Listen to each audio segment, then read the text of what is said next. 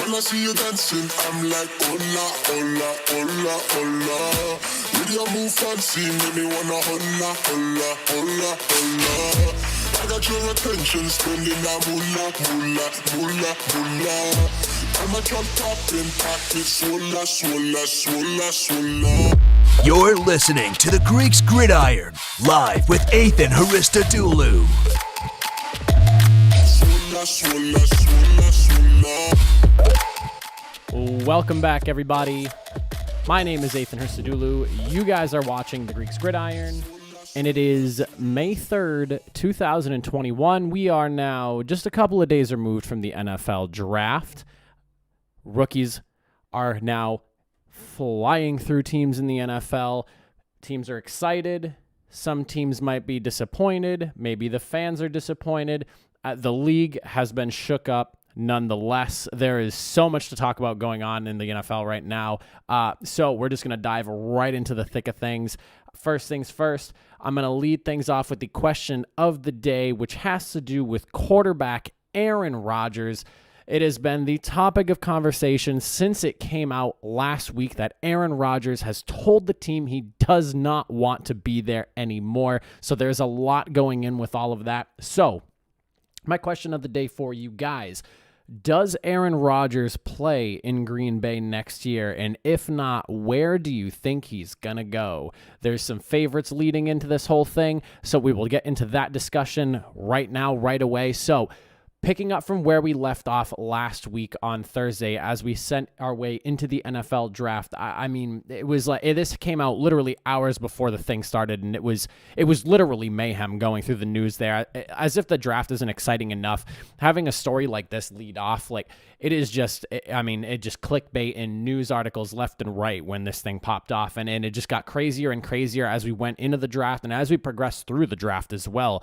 So let's just kind of circle back, get a little bit of understanding of what's going on here, and then we'll kind of move things forward with the conversation. So Aaron Rodgers, he wants out of Green Bay. He had individual meetings with both Matt LaFleur, the head coach, GM Gutekunst, Mark Murphy, the president of the team. They all flew out individually to go and speak with Aaron Rodgers about just, the whole entire situation and everything. And this has been through the entirety of the offseason. They've kind of gone out one by one to speak with him. And apparently he has told them all flat out he does not want to be with the team.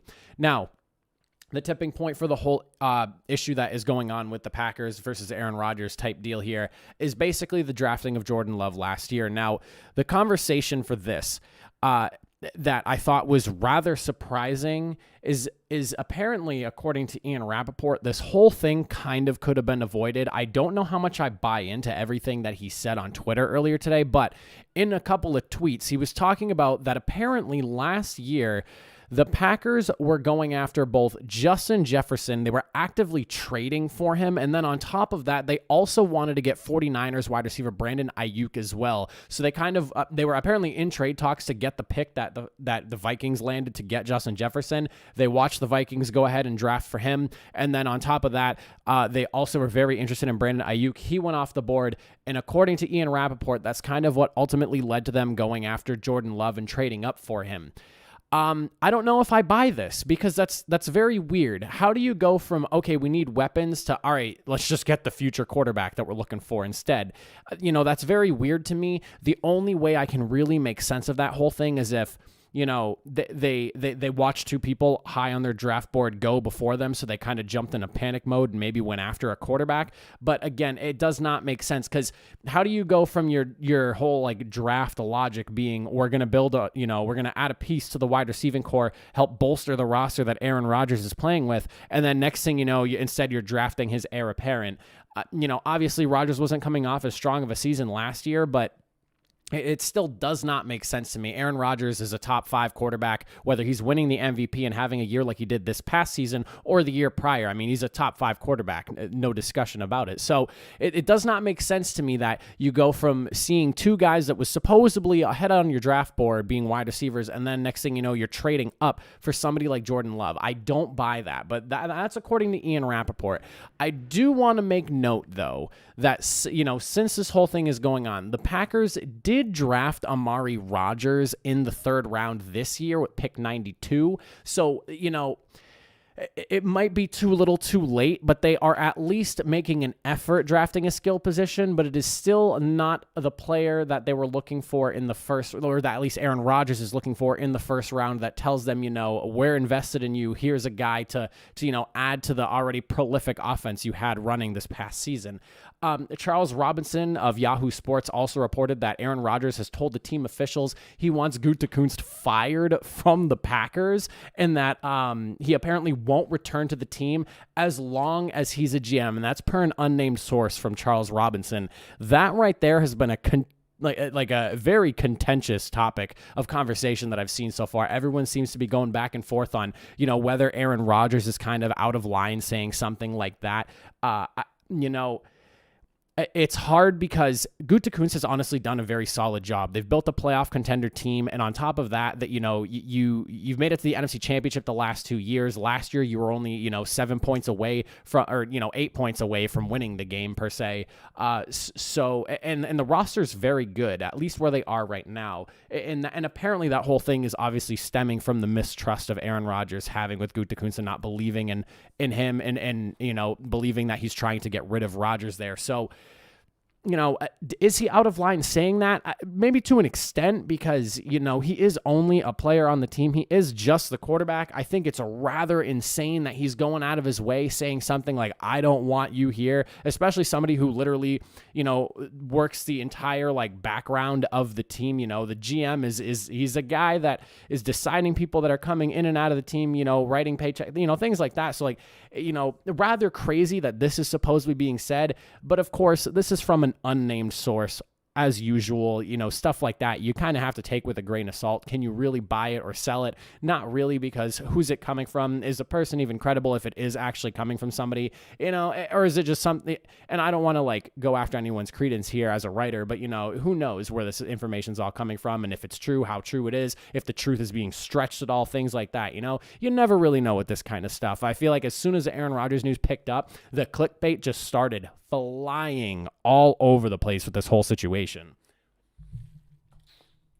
Now, let's talk about a few other things. So, with this whole controversy going on, let's focus in on, because Aaron Rodgers doesn't want to be there. It seems to be very clear. He does not want to be there, and that's not a secret anymore. So, what does Green Bay do with this whole thing? You really have two options, which is... It sounds like force Aaron into retirement because he's claiming he won't be a part of the team as long as Gutekunst is there. I mean, do I buy that he's going to just go into retirement? I don't know. Aaron Rodgers has so much left in the tank. If he really loves football the way I've seen him talk about it before in interviews and things like that, I feel like he would have such a hard time just stepping away from the game flat out and letting last season, coming off the, one of the best years of his career, if not the best, and then just walking away from the game and let it be done just like that. I don't know.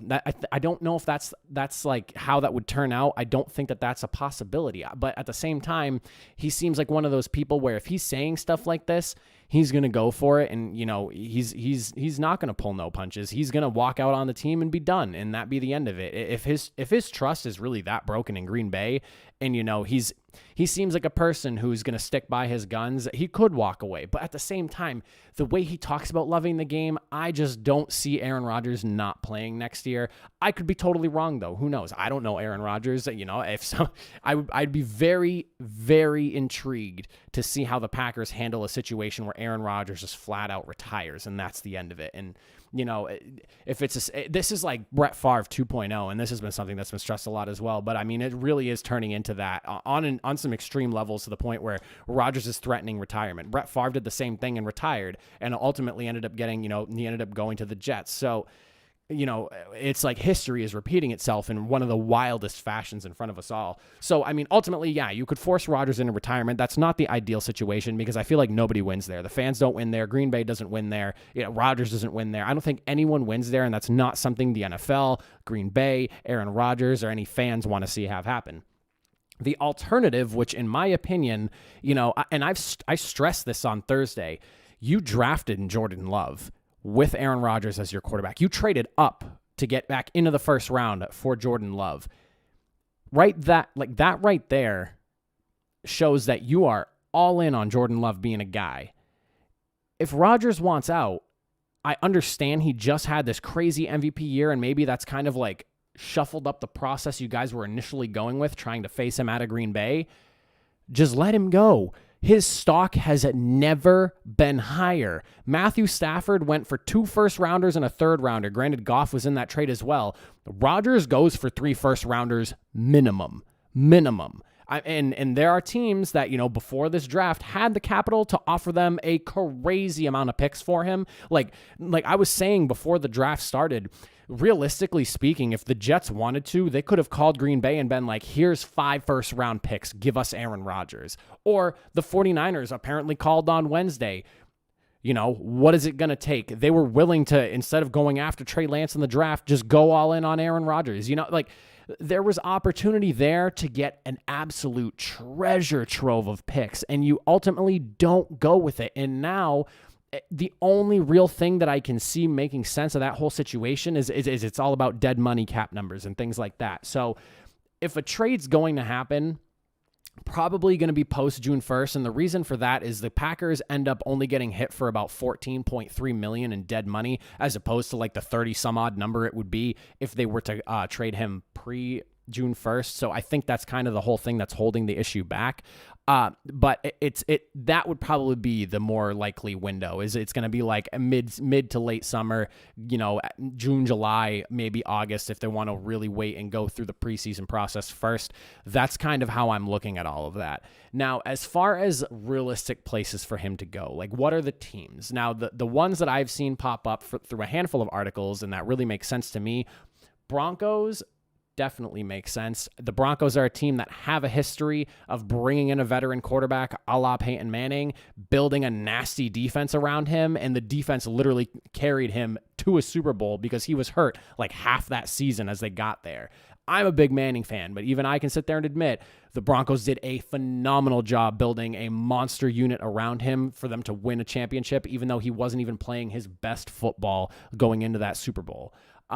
The Raiders are another team that have popped up. This is a team that, according to what all the sources are saying, were really in on the whole quarterback scouting thing as we got through the draft process. They were really doing a lot of research on someone like Trey Lance. So this is a team that, from what they've said, is happy with Derek Carr, but it sounds like based off the work that they were doing through the scouting process as we head into this draft and like through free agency as well, they were in on a lot of discussion for quarterback. It sounds like if the opportunity presents itself, they are more than happy upping the game and, pulling out a big offer to bring in somebody like Aaron Rodgers, and John Gruden and Mike Mayock seem like the duo that would be willing to roll the dice on something like that. You're in Vegas, kind of a new era for the Raiders. So, what better way to really get that whole new era rolling? You're going to have fans in the crowd, things like that. This season as it's rolling through, you have a really good opportunity to kind of set a tone for Las Vegas as the Raiders, going forward, bringing in somebody like Aaron Rodgers. It's like a big money deal, and I could totally see something like that. Now, the other team I saw on here, and this is probably not going to happen because from what it sounds like, Russell Wilson, and it's the Seahawks. Russell Wilson and the Seahawks seem to have kind of smoothed out their issues that they were having as we got into the beginning of this offseason before free agency kicked off. I don't think this is going to happen, but the scenario of, being floated that like they just swap QBs, Aaron Rodgers for Russell Wilson, to disgruntled quarterbacks going to, successful organizations, both would probably be happy with the trade. That's something that would be like, that's such a headline grabber and such a big news type deal.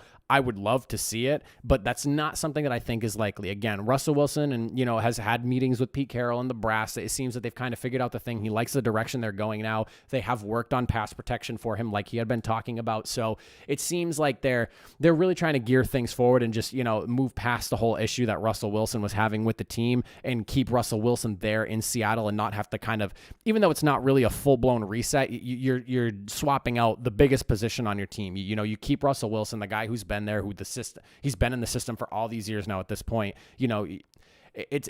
Having Aaron Rodgers there would not be a bad thing, but I mean, Aaron Rodgers and Russell Wilson are kind of in that same category of top 5 quarterback. Would Aaron Rodgers be an upgrade for Seattle? I mean, that's kind of just like apples to oranges, what do you prefer kind of deal. But I think that realistically speaking, that's probably not something that's super realistic and happening. I would love to see it, but I just don't think that that's how it's going to be. So for me personally, I think the whole Aaron Rodgers situation, it needs to be just handled in a trade. It's probably going to be after June 1st when the salary cap rolls over to the next year. The money just makes sense. There are teams that still need a quarterback. Denver is probably the most likely place. And I say that because of the history, because of bringing in Manning, because, John Elway, he's the guy that wants that he wants that just sounds like him. That just sounds like him. And, man, they have a really solid team. They went so defensive heavy in the draft.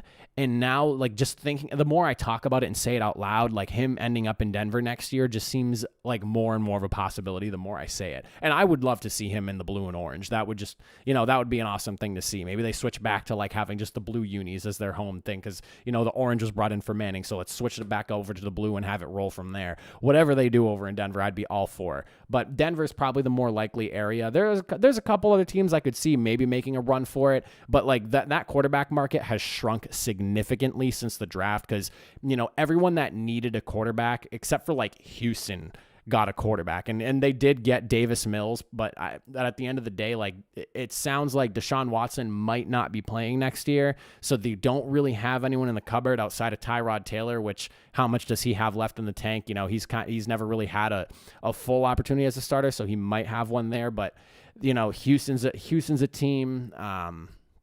I'm just thinking, like, who else needs a quarterback at this moment? It feels like a lot of teams in the league are actually settled in the quarterback situation. Like, Houston's, like, the only real question mark right now. I guess Indy, if they really wanted to do, like, a big thing, I don't know if Green Bay would even entertain bringing in Carson Wentz. But, like, if Indy wanted to do that, if they were, it sounds like they're settled on Carson Wentz, though. I mean, that's, like, the only somewhat possibility, and I don't think that would happen. Yeah, Denver's like the only likely place, and I guess Las Vegas, that'd be the only the only ways it goes. He's going to be going west in the AFC. That's the only realistic possibilities I could see. But Aaron Rodgers being traded from Green Bay, I think that's best for everybody that's involved in that whole situation there. So that's what I would like to see. Aaron Rodgers just out of the NFC North, go to a team that needs a quarterback. He's not going to go to Detroit. He's not going to go to the Vikings or something like that. I was, those are two teams in the back of my mind that are ready to, maybe move on from the quarterback they have if the opportunity was there. But, and the Lions are saying that Jared Goff is their guy, but I don't really buy that. But that's kind of the whole Aaron Rodgers situation and where we're at right now. I'll be following this the entire offseason because I have a firm belief Aaron Rodgers is probably going to be out of there after that June 1st date, and I'll be interested to see where he ends up going for sure. Now, beyond the Aaron Rodgers drama, just some league news before we get in a couple of the topics that I really want to talk about with you guys today. First things first, Thursday Night Football. It was supposed to start in 2023. It has been pushed up to 2022. Amazon Prime Video will exclusively be streaming Thursday Night Football starting next season. So not the one coming up, but the following season, the 2022 season. NFL announced this earlier today. For those of you that maybe missed it earlier in the summer, or I guess earlier in the spring now, not summer. Earlier on in the spring, once the offseason started to roll through, it was announced the NFL signed massive multi-billion-dollar deals for TV rights and things like that. Amazon Prime won the opportunity to be the sole provider of Thursday Night Football games, and it was announced to be starting in 2023, but now it's being sped up a year. I guess a deal got done with Fox for them to relinquish the rights at the end of this season as opposed to the following season. So that's going to be interesting because for me personally, I thought that I like the idea of it. It feels like things are trending more forward in that direction where we're going to have less and less. Cable feels like it's almost kind of dying at this point. And it's not like it's going to be soon. It's like a slow bleed type of death. You see more and more people tuning into things that are more streaming based services. I mean, I'm a big Hulu person. Netflix is fine, not for me, but I'm a big Hulu person. Disney Plus is really cool, and seeing like the ESPN Plus, things like that, which ESPN Plus is heavily rumored to be like where the NFL Sunday ticket's going to be going. Should that come up and expire with DirecTV, which we did a video on that. DirecTV needs to lose their rights to that yesterday. But, I think it's kind of just part of the process of how we're kind of moving into a more digital age and people are moving more towards streaming their content as opposed to watching it on cable television. And ultimately down the road in a handful of years, do I see, cable television as we know it not really a thing anymore? Yeah. I mean, just about everything I watch, for me personally, is internet-based, and I prefer internet-based watching as well. If you have good internet streaming quality is just as good as cable, and honestly, you can get things in better quality, because for those of you that did not know, the majority of things you think you're watching on your 4K television is not actually in 4K. Nobody broadcasts higher than 1080p, and so your 4K television is not upping the quality like they pretend. Anything you watch on television is in either 720 or 1080 format, no matter how good your TV actually is. But when you're watching things online, depending on what the production of it is and how it, and like what it actually is, you could realistically watch things on 4K through the internet. Not so much so with cable television, though. Nobody is watching anything on cable TV in 4K, no matter how good you think your TV is. Those 8K TVs, that's a waste of money as well. Outside of that, though, another big thing. This is kind of a blow for the Titans. This just came up like a little bit over an hour ago. The Tennessee Titans, they struggled with the whole draft woe with last year's draft. What was it? Isaiah Wilson, their first round pick, offensive tackle. He ended up, not working out with the team due to personal issues. They ended up trading him away to Miami, and then he ended up being cut from Miami, and he had a whole thing go on with him. Now their edge rusher Rashad Weaver that they drafted in the 4th round, this is about as despicable and low as it gets, and I can't even believe this. He's been charged with simple assault on a woman in an April incident. Now, to put it into perspective here, Rashad Weaver is 6'5", 270 pounds. Okay, that is a large human being.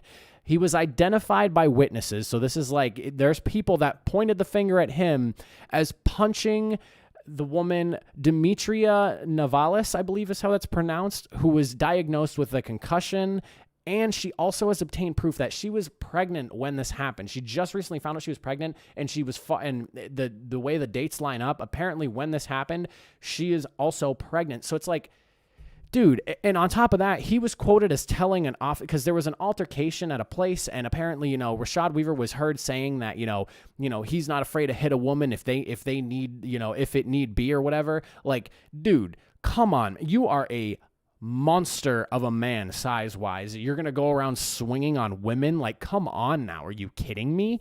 Unbelievable. So, I mean, the Titans stated that they were made aware of the situation this morning. And you know what? At this point, like, that's the end of his career. There's no way something like this goes down. I mean, if the NFL decides that, a few games, like, no, he's straight up, I'll hit a woman if I need to. Like, that's insane. That's insane to me. And, he's huge. Like, he's huge. I don't really know what else to say with that. I mean, he was identified by witnesses. There's no real, there's no out on this. And I mean, so I'm interested to see how that goes. I kind of have a feeling I know how it's going to go, or at least how it should go. But yeah, unfortunate for the Titans organization, because they've been having an issue the last few years with their draft picks. But like, dude, come on now. Like, you're going to hit a woman if need be. Like, that's ridiculous. Absolutely ridiculous.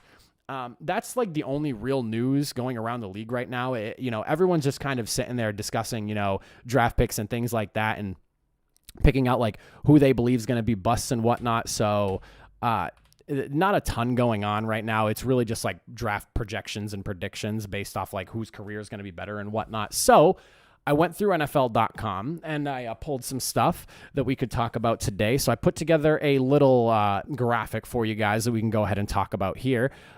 My keyboard keeps messing up on me.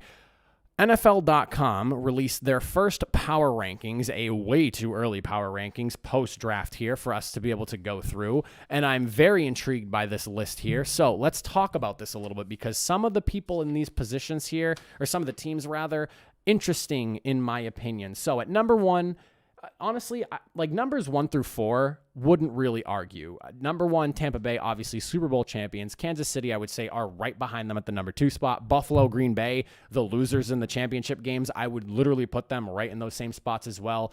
Baltimore and Cleveland fall into place after them at 5 and 6.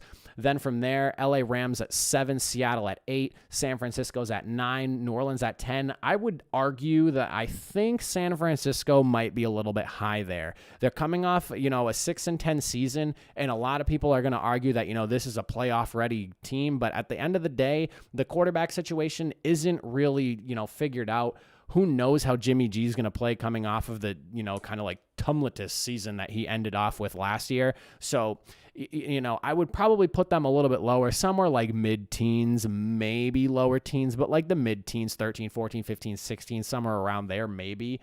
New Orleans at number 10. This is one that I'd also argue as well. Doesn't really make sense to me. Granted, the entire team is really good, but at the end of the day, the quarterback position is so important. You can like a good example of this is like when you look at what Andrew Luck did going into the Indianapolis Colts his first year. He took a team that went from 2-14 to 11-5, and he hit a lot of deficiencies on that team with his play. Like a quarterback can make such a big difference for a team.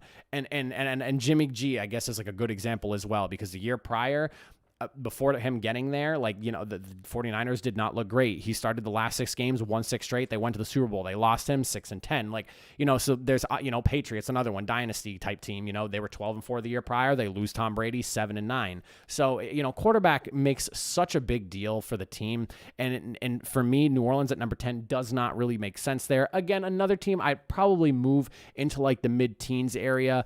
Pittsburgh's at 11. I think that's a good spot for them. Tennessee, that's probably a good spot as well. Indianapolis, I would probably put Indy over Tennessee, and this is not me being a Colts fan over like Tennessee or anything like that, AFC South rivalry. This is more so me just looking at it in terms of like Tennessee lost a lot. Indianapolis really didn't, and Indianapolis had a pretty strong draft as well. The whole Caleb Farley thing has been something that like people are kind of split on with Tennessee, so I don't really know how that whole I just think Indianapolis would probably be ahead of Tennessee per these like way too early power rankings. That's kind of where I would fit them.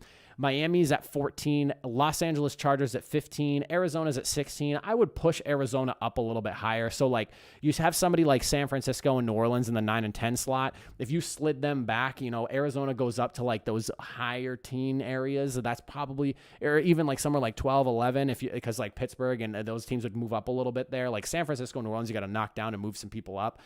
Arizona, I think, is rated a little bit low here. Minnesota, New England, Chicago, Las Vegas. I think these teams are right where they need to be. New England's a big question mark with the quarterback. Obviously, they brought in Mac Jones, but is Cam Newton really going to be better than what he was last year? You don't really know until the season rolls out. So that's something of interest to me and something we'll kind of have to look at. But I think that, from like 17 to 20, I definitely would agree with these. 21, 22, honestly, and people would probably argue that Dallas is supposed to be higher, but honestly, Dallas was 2-3 when Dak Prescott was there. They went really defensive heavy in the draft, and I give them major props for that. I'm a big fan of what their draft looked like because they needed to work on that defense, but until we see results, I think Dallas is in the right spot. Same with New York. Atlanta, Washington football team, in my opinion, should be above Dallas and New York. That's something that doesn't make sense to me. They literally won the division, and you bring in somebody like Ryan Fitzpatrick as the quarterback there. Going from Alex Smith to Ryan Fitzpatrick is about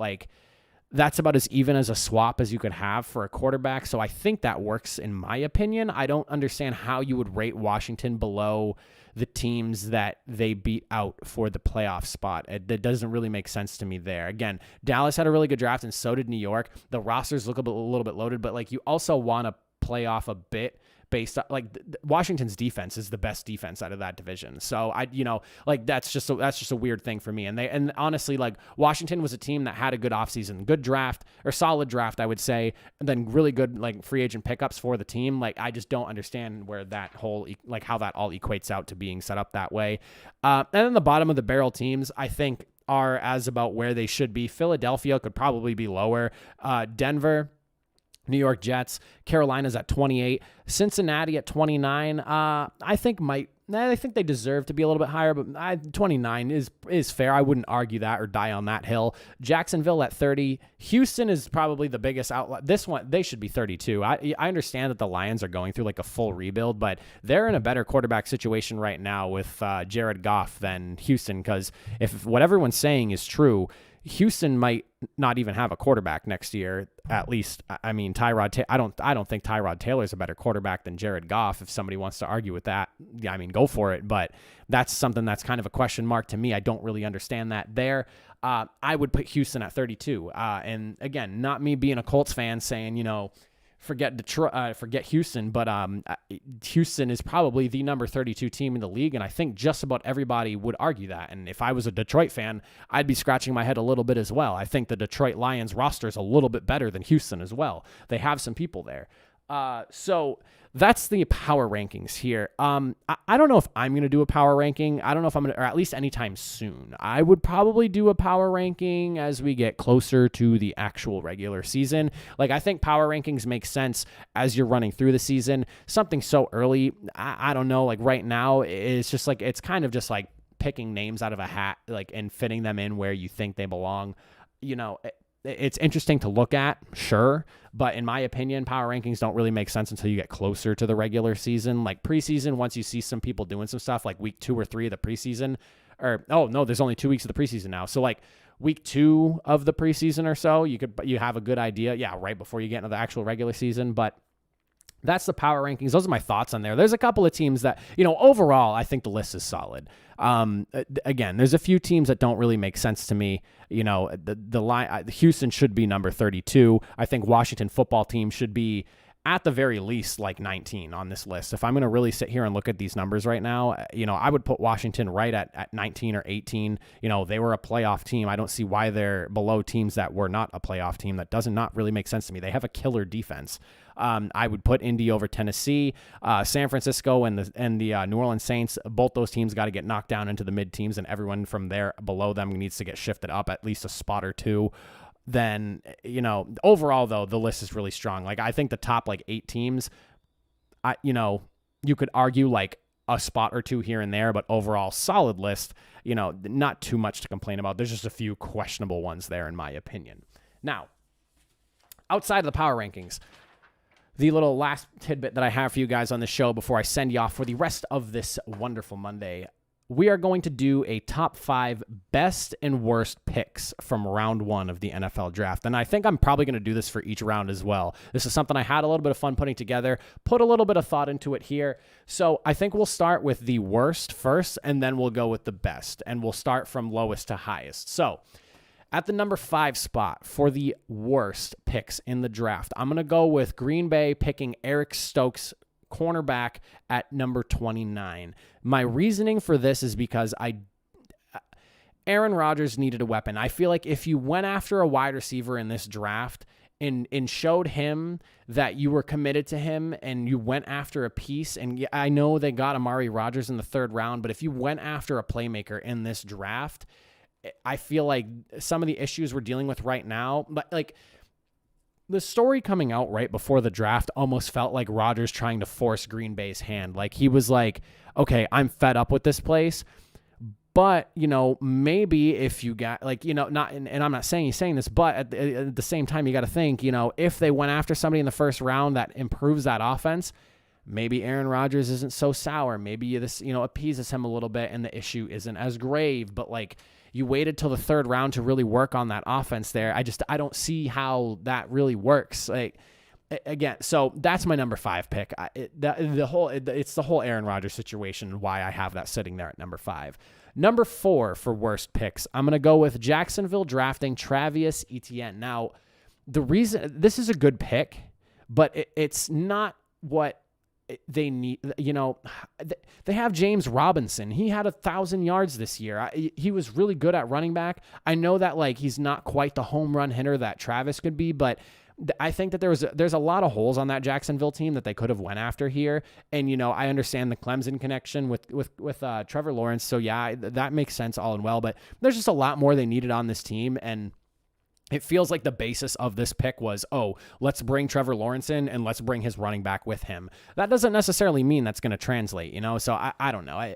I understand the logic of where they're coming from, but there's just so many needs on that Jacksonville team they could have targeted. When you're picking in the first round, you're looking for somebody that's going to be your starter. Like James Robinson and Travis Etienne, they're going to be like, I would assume, some sort of split rotation, unless they're just going to plug Travis in and let him be the number one guy and just forget everything Robinson did this past season. I mean, as a Colt fan, I watched what he did to us, I kept tabs on him as well. He was very impressive. So it kind of a head scratcher. Did not really make sense to me there. I didn't really love the pick. I understand the logic behind it though.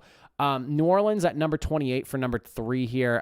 Peyton Turner, the DN that they drafted. A lot of people's consensus on this one was that he, could have been picked up later, maybe in the second round. He wasn't as a high of a priority pick that he needed to be right here. They wanted to get an edge rusher, I'm assuming, because you never know how long Cameron Jordan's going to be playing left, or how much playing time he has left. So, I mean, I guess I can understand it. I think that there might have been some better options they could have gone for beyond Peyton Turner. There was a handful of some impressive guys going early in the second round at the edge rushing, or like that position, or in that realm of position that they could have gone after. For number 2 as the worst, I have Las Vegas picking Alex Leatherwood at offensive tackle. At number 17, this is one where Alex Leatherwood would have been there in the second round for them. I don't think they needed to. Maybe they would have had to move up, but they wouldn't have had to give up a lot for him. He wasn't somebody that was graded first round, and they picked him mid-first round. I think it was either Mike Mayock or John Gruden. I can't remember which one exactly, but they came out and said that, I understand a lot of people were going to question this pick, but we wanted him. We thought he was the right guy, so they took him there. Well, to be fair, you guys had a lot of questionable first-round picks a couple of years ago, and how's that working for you? And then my number 1 worst pick out of this top 5 is going to be Cincinnati at number 5 drafting Jamar Chase. Now, I understand why they went after him. The LSU connection. He's the best wide receiver in the draft. He sat out a year, and Joe Burrow got hurt last year because of how bad that offensive line was. They did a little bit in free agency to kind of help with the offensive line. I know they worked on it in the draft later as well, but you can have as many weapons as you want on a team. If you can't throw the football because your quarterback can't stay upright, it does not matter what weapons you have. We just watched a Super Bowl where one of the best offenses in the last years, literally got shut down because of poor offensive line play. There's no shot you beat any of these strong NFC defenses if by some miracle the Bengals end up in the Super Bowl next year. There is no shot that offensive line holds up against a Rams defense, the Buccaneers defense, and a few other defenses that are in the NFC as well. The NFC has some strong defenses. The AFC seems to have like the potent offense right now. And I'm going to tell you right now, there's no shot Cincinnati makes it, without a solidified, powerful offensive line, there's nowhere they're going to go. Now, it's funny because when we flip things over, you guys will be interested in hearing what my number 1 pick is. Now, let's talk about the top 5 best. So at number 5, I have New England at 15 taking Mac Jones. I really like this. I think Mac Jones fits the system they have over there. I have a feeling all along that this was Bill Belichick's pick. He had 20 successful years with a quarterback of similar traits as him. He was the most accurate quarterback in college, which Bill Belichick, I'm sure, loves. And on top of that, the photographic memory thing, I don't know if that was really blown out of proportion or not, but if he's a guy who can get a playbook down and get it down quick, that's all at Bill Belichick's alley. This is like, it has the makings of a successful recipe, and I'm sure the product is going to be good down the road. I really feel like Mac Jones, he even said it himself, this is where he wanted to go all along. I think this was a really good fit for both of these people. Then from there at number 4, I have Atlanta picking at number 4, tight end Kyle Pitts. Now, up in the air what's going to be going on with Julio Jones. Some of the higher ups have been talking about how, they have been listening to offers on Julio Jones. I think this is a perfect swap where, if Julio Jones is not going to be on the team next year, in comes Kyle Pitts to kind of make up for that. They lost Austin Hooper previous offseason to the Browns. He's over there now. And so you kind of, didn't really have somebody at tight end. Hayden Hurst was there, but they just opted to not take his 5th-year option. And you have somebody like Kyle Pitts now. I think that, this is kind of something that he's going to be a generational talent. Everyone's kind of at the point where, Kyle Pitts is going to be a great football player, and he was about as sure of a pick as Penei Sewell, honestly. So, this is, I think, a really good spot for them because this gives them the leniency to move on from Julio Jones and it not hurt as much because you have Calvin Ridley, who's really coming into his own. You lose Julio Jones, but in comes Kyle Pitts. I think this works out really well. Matt Ryan, I think, still has a good few years of football left in him, at least like 2 or 3. So I don't think quarterback was a pressing need, and it did not make sense to me why people kept mock drafting the Falcons to draft any quarterback in this draft. Matt Ryan's still a solid quarterback in the league. It wasn't too many years ago when he was league MVP. I don't think he's fallen off of that much since that time. Going in at number 3, shout out to my Indianapolis Colts. At number 21, they picked up defensive end Kwity Paye. Now, I did a Colts breakdown here, and at first I was a little miffed as to why Indianapolis did not go offensive tackle with the pick. But then between this one and their second round selection, they did bring in Sam Tevy.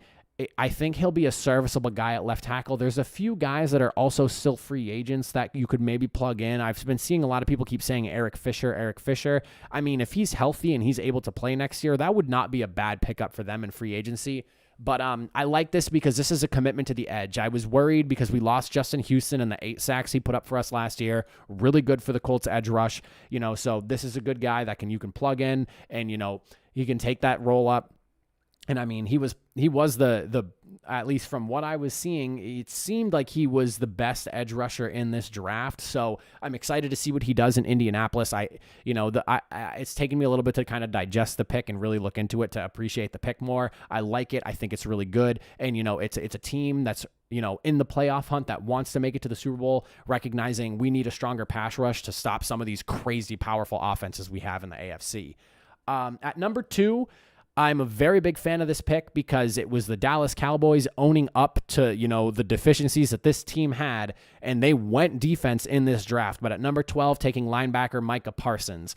This was a big pick for Dallas. This was them, showing that, our defense is, it has the name value, it has the money, but unfortunately it's not producing to what it should be. So there was a lot of defense going for Dallas in this draft, and I'm very, very happy to see that because Dallas is a team that should be really good with everyone that they have on paper and the money they've spent on that defense, but it has not been. This is a commitment to, and an honest evaluation of, okay, our defense needs to get better. They didn't go after a wide receiver like some people were saying, or something outlandish like that. Like they went after the team needs, and linebacker was a big one for them, and I'm happy to see them get somebody like Micah Parsons. I think he'll be really good for that defensive unit down in Dallas. Now, my number 1 pick matches my number 1 pick in the top 5 worst picks of the draft. It is Detroit going at number 7, picking offensive tackle Penei Sewell. Now, no matter who took him, this was going to be my number 1. I am a Colts fan. I saw what happened when Indianapolis drafted Quentin Nelson. I am a big fan of offensive line play. When you have a generational talent like this one, falling in the draft, especially to number 7, because I thought he was going at number 5 and maybe even earlier than that if somebody got really cute and this was before pre-49ers trade. I initially thought the Jets were going to take him at number 2 before the pro days and everything were going down, and then all of a sudden Zach Wilson was locked in at the number 2 spot. I thought Penei Sewell was number 2 off the board behind Trevor Lawrence. So whoever was getting him here, I'm a big fan of. Penei Sewell is going to be awesome. I would be legitimately shocked if it doesn't work out. You could see how excited Detroit was to be sitting at number 7 and getting Penei Sewell. I don't think that they imagined that even in their wildest dreams. That's like a fantastic fall for them. It solidifies a position of need, protecting the blind side of the quarterback for the next 10 years minimum. As long as he stays healthy, that's a 10-year career right there. I'm sure he'll get an all-pro vote or 3, and he's going to be a monster at the tackle position for Detroit. Shout out to them for going right and making that selection. I know for a fact teams were on that phone calling them trying to get that pick. They held their ground and they went after a generational talent like Sewell, and I think it's going to work out for them. I really, really do. Big fan of the offensive tackle pick there at number 7. Cannot go wrong. But with that being said, that's pretty much it for the show. We're about 45 minutes in. I appreciate anyone who took the time to watch today. As always, Make sure you are liking, commenting, sharing, and subscribing the show if you really enjoy what you're watching here. I do have merch now. If you guys can see, this is the Greeks Gridiron t-shirt that I wear. Super comfortable, great quality. If you are interested, you can reach out to me and we can talk about getting you one if that's something you would like. Remember to check out our pages on Facebook, Instagram, Twitter. I post stuff there, reactions to things going on, what not, reminders as for when the show goes live, or for when I'm putting up clips and things like that. So if you guys want to follow me on any of those, feel free. And then one more time, question of the day, the hot topic going around the NFL right now. Do you think Aaron Rodgers is going to suit up in Green Bay next year? Do you think he's going to go somewhere else? And if you do, where do you think he's going to go? I have a feeling probably going to be Denver. I feel like all the ingredients are there to make that happen. It's just a matter of post June 1st when that money flops over into the next year's cap. I really have a strong feeling Aaron Rodgers is going somewhere, and Denver seems like a prime location for him to be. But outside of that, thank you all again for watching. Enjoy the rest of your, what is today, Monday. Have a good one, everybody.